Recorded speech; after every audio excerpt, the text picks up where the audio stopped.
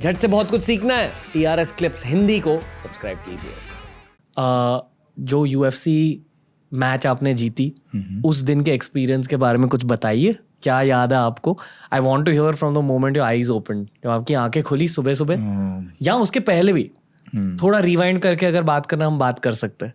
बस in detail experience सुनाओ यार। मैं अगर उस दिन का एक्सपीरियंस बताऊंगा, जो कि मैंने अभी तक किसी को नहीं बताया है, तो वो इतना मज़ेदार है नहीं, खुशी वाला नहीं है वो। वो रोलर कोस्टर राइड है। सुबह आँख खुलने से पहले रात का ये था कि मैं रात को अच्छे से सो ही नहीं पाया, क्योंकि जैसे ही मैं वेगस पहुंचा वैसे ही मुझे कफ़ होने लगा। मेरे को बहुत खांसी हो रही थी और मुझे बहुत कफ़ हो रहा था, मुझे कोल्ड हो गया, जुकाम हो गया। लेकिन मैंने बोला चलो कोई बात नहीं, ये तो थोड़ा बहुत होता रहता है। तो मैं ब्रीदिंग एक्सरसाइज करता हूँ, विम हॉफ की मैं एक ब्रीदिंग एक्सरसाइज करता हूँ। प्राणायाम भी करता हूँ, लेकिन मैं विम हॉफ की करता हूँ ज़्यादातर। तो मैं कर रहा था कैंप में, मैंने पूरा विम हॉफ की ब्रीदिंग टेक्निक्स फॉलो करी। तो आप उसमें 30 times breathe in breathe out करते हैं और फिर होल्ड करते हैं। तो मैं वो होल्ड कर रहा था अच्छे से, 3 मिनट तक जा रहा था मैं, 2.5 मिनट से 3 मिनट तक मैं होल्ड कर पा रहा था। जैसे ही मैं वेगस पहुंचा और मुझे कफ़ हुआ, जुकाम हुआ, वो टाइमिंग कम होने लगी। वो 2 मिनट हो गई, 1.5 मिनट हो गई। और जिस दिन मैं मॉर्निंग उठा, मैं पूरी रात कफ़ आता रहा मुझे। मैं मेरे कोच को देख रहा हूँ, कोच मुझे देख रहा है, क्योंकि हम अब बात नहीं कर सकते, क्योंकि कल फाइट है, हम कुछ नहीं कर सकते। अब आपको कुछ भी हो रहा है, आप कुछ नहीं कर सकते। तो मैं मॉर्निंग उठा, मैंने बोला चलो कोई बात नहीं, कोई रात जैसी भी हुई, अब मैं मॉर्निंग में एक शेड्यूल फॉलो करता हूँ। तो मैंने सब किया। मैंने जब ब्रीदिंग एक्सरसाइज करने की बारी आई, मैंने किया, तो मैं 1 मिनट भी होल्ड नहीं कर पा रहा था। 30 सेकेंड्स तक मैं होल्ड कर पा रहा था। वो तो मैं जनरली वैसे ही इससे ज़्यादा कर लूँगा 30 सेकेंड से, उस दिन नहीं हो रहा था। कुछ सोचना नहीं है आपको, मैंने बोला कुछ सोचना नहीं है इस बारे में, चुपचाप से जाओ, फाइट करो, जीतो, घर आओ।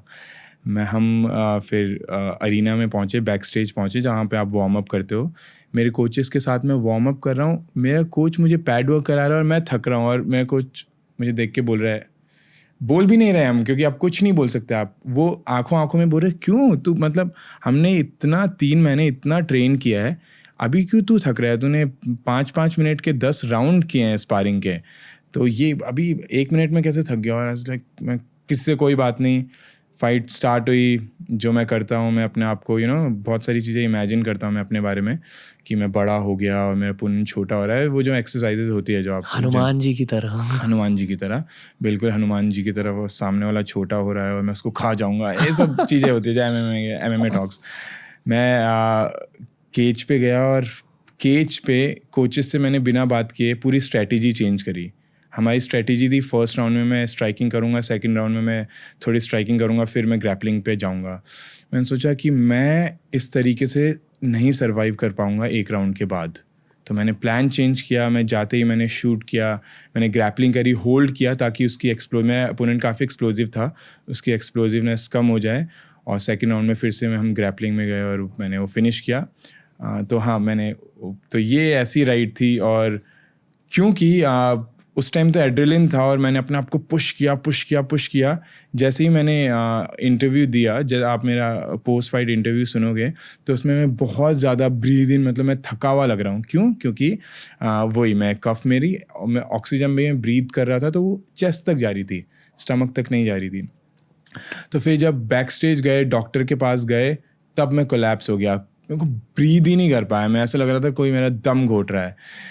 तो डॉक्टर्स ने फिर मुझे कुछ दवाई दी, उनने रिलैक्स करने को बोला, और उन्होंने बोला कि आपको काफ़ी हो गया है, या प्लीज़, फिर उन्हें सबको कमरे से निकाल दिया वगैरह वगैरह। तो ये थी फाइट होने के, आँख खुलने से फाइट तक की स्टोरी। उसके बाद मुझे बुखार आ गया। मुझे डॉक्टर ने बोला, आई डोंट नो सच है झूठ है, लेकिन उनने बोला कि आपको जो भी सिम्टम्स हैं, ये कोविड के सिम्टम्स हैं, तो आपको कोविड था क्या? मैंने बोला नहीं, मुझे बुखार नहीं था, मुझे बुखार जस्ट फाइट के बाद हुआ, मुझे फाइट से पहले बुखार नहीं था, बिल्कुल बुखार नहीं था, फीवर नहीं था, कफ था, जुकाम था, लेकिन फीवर नहीं था। तो आई डोंट नो, पर क्या पता किसी पावर ने रोक के रखी हो, नहीं भाई इसको अभी नहीं होने देना, ये फाइट के बाद बुखार हो जाएगा। तो डॉक्टर्स ने मेरी जो फ़्लाइट थी नेक्स्ट डे की, वो चेंज करी, अगले 1 दिन की बढ़ा दी। नेक्स्ट टू नेक्स्ट डे की करी, क्योंकि मैं जा नहीं, पहले उनने बोला नहीं आप नहीं जा सकते, आप एक वीक यहीं रुको। तो डॉक्टर बहुत स्वीट थे, मैंने बोला मैं यार अब घर को बहुत मिस कर रहा हूँ मैं बुखार में। उन्होंने बोला आप ट्रैवल नहीं कर पाओगे 30 घंटे इस बुखार में। मैंने बोला बस मुझे जाने दो आप, मैं मास्क पहन के रखूँगा, मैं सैनिटाइज़ करूँगा, मैं किससे बात नहीं करूँगा, मुझे प्लीज़ जाने दो। तो वो सफ़र काफ़ी मुश्किल था, क्योंकि आप जब आप बुखार में होते हो इतना ट्रैवल करना, और फ्लाइट जो एल्टीट्यूड में जाती है ऊपर नीचे होती है, वो मुश्किल होता है। लेकिन मैं जैसे ही मैं घर पहुंचा मैंने कहा चलो बच गए। ओके, मैं एक्चुअली कुछ डिटेल्स जानना चाहूँगा। जी। आप बहुत कैजुअली फाइट के बारे में बता रहे हो यहाँ। मैंने लाइफ में जूडो किया, जूडो में रंदोरी होती है विच इज स्पारिंग। और मुझे याद है जब मैच स्टार्ट होती थी एक एड्रेनलिन फील होता आपको, हल्के से नर्वसनेस फील होता जो 1 सेकंड के लिए फील होता आपको, और फिर आप पूरी तरह से फोकस्ड हो जाते हो अपने ओपोनेंट पे। एज अ मार्शल आर्टिस्ट, मतलब मैं एकदम बेसिक मार्शल आर्टिस्ट हूँ, पर मार्शल आर्ट्स की इतनी समझ है कि इंटेंसिटी जो फील होती है मैच के दौरान you can't compare to any other sport. Plus आप पर भारत का प्रेशर था, प्लस टेलीविजन का प्रेशर था, प्लस आई एम श्योर आपने खुद पर भी प्रेशर डाला होता, पर आप बहुत कैजुअली मैच के बारे में बता रहे हो। फाइट में एग्जैक्टली हुआ क्या? आपके मेंटालिटी के बारे में बताइए, क्या सोच रहे थे और प्रेशर फील हो रहा था? नहीं, प्रेशर तो हर बार फील होता है, नर्वसनेस बहुत होती है। फाइट से पहले बहुत नर्वस होता है आप। स्पारिंग से पहले जैसे आपने बोला ही, स्पारिंग से पहले भी आप नर्वस होते हो। आपको पता है कि आपका होम जिम है, आपके जिम में आपके ट्रेनिंग पार्टनर्स के साथ आपने स्पारिंग करनी है, जो कि फाइट भी नहीं। आपने हेड गियर पहना है, बड़े ग्लव्स पहने हैं, सेफ हो, कोचेस के बीच हो, और तब भी आप नर्वस फील हो रहे हो। फाइट के टाइम पे तो ऑब्वियसली आप जहाँ पे, अगर वो रेफरी नहीं है तो वो ट्रेंड किलर है, अगर रेफरी नहीं होगा, वो केज बंद होगा, तो somebody can die। तो इतना डेंजरस है वो। तो आप नर्वस होता है। ऑब्वियसली आप नर्वस होते हो जब बैक स्टेज में होते हो, आप नर्वस होते हो जब आप वॉक कर रहे होते हो, आप नर्वस होते हो जब आप केज की तरफ बढ़ रहे होते हैं। लेकिन एक बार वो केज लग गया, वो आवाज़ आती है ना, आप वो लॉक करते हैं जब केज, तो आवाज़ आती है, उस टाइम आपकी नर्वसनेस ऐसे गायब होती है। आप बोलते हो कहाँ गया वो, मतलब वो नर्वस जो अंशुल था वो कहाँ गया। फिर आप, क्योंकि आपको पता है आपको कोई ऑप्शन नहीं है, आपके पास कोई ऑप्शन नहीं है, कहीं भाग नहीं सकते, कुछ नहीं कर सकते, अब डू और डाई, अब या तो किल और बी किल, ऐसी बात हो जाती है। तो उस टाइम की अलग फीलिंग होती है, वो आपको कहीं नहीं मिल सकती दुनिया में। मैं बोलता हूँ किसी स्पोर्ट में नहीं मिल सकती, कहीं नहीं मिल सकती, ये सिर्फ आपको कॉम्बैट स्पोर्ट में मिलती है, और स्पेशली MMA में, जो कि बोलते हैं sports of gladiator, modern day gladiator बोलते हैं MMA फाइटर्स को, वो आपको MMA में ही मिल सकती है।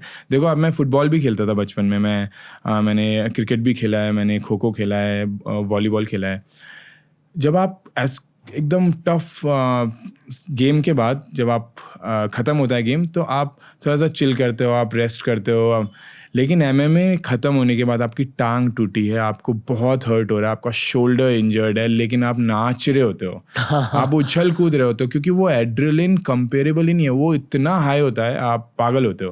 मेरे को बुखार था, लेकिन मैं जगह जगह दौड़ रहा था, मुझे वो हॉस्पिटल ले गए, मैं दौड़ रहा था। कुछ चीज़ें हैं जो मैं करता हूँ फाइट से पहले।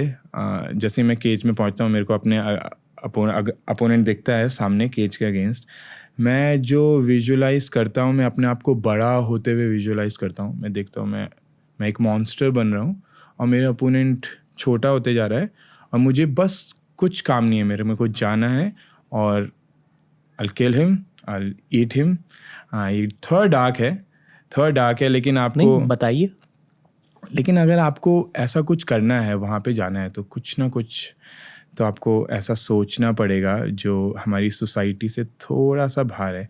आप कैसे ये मान सकते हो कि आप एक MMA फाइटर अपनी टी-शर्ट निकाल के जाएगा एक केज में, एक ट्रेंड किलर के अगेंस्ट लड़ेगा, और वो सब कुछ नॉर्मल सोच रहा होगा?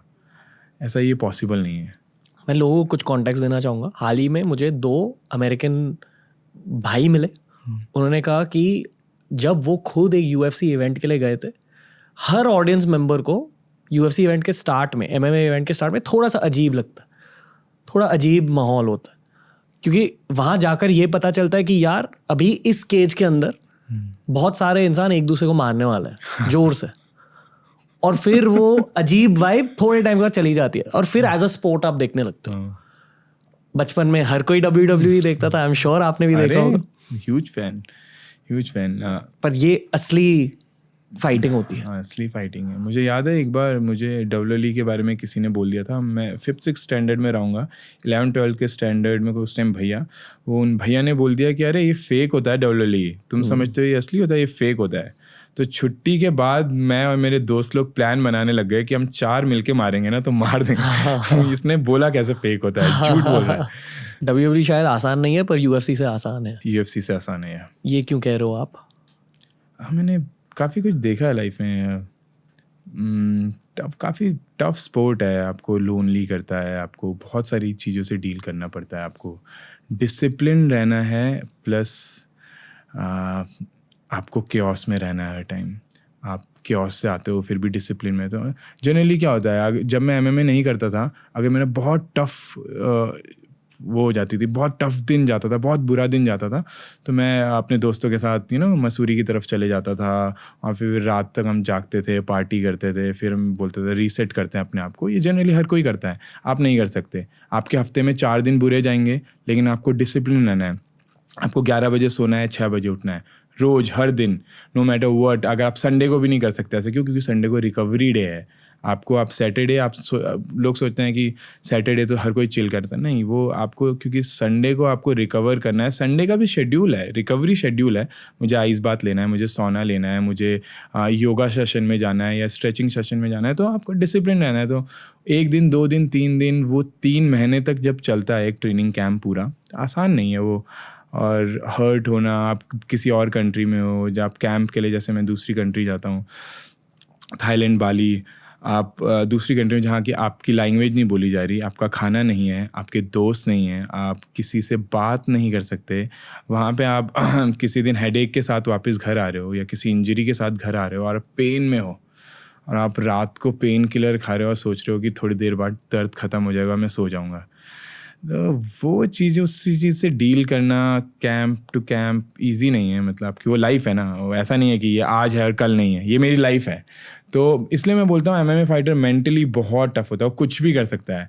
You can't break a MMA fighter. अगर वो UFC तक पहुंचा है, इसका मतलब उसने बहुत सेक्रीफाइसेस किया। गॉड, कितने सेक्रीफाइसेस किए होंगे उसने। दोस्तों ऐसे ही बहुत सारे वीडियोस आपको मिलेंगे ये वाली प्लेलिस्ट में। सब्सक्राइब कीजिए और प्लेलिस्ट देखिए, सीखते रहिए, ग्रो करते रहिए। Happiness through Curiosity on the Ranveer Show.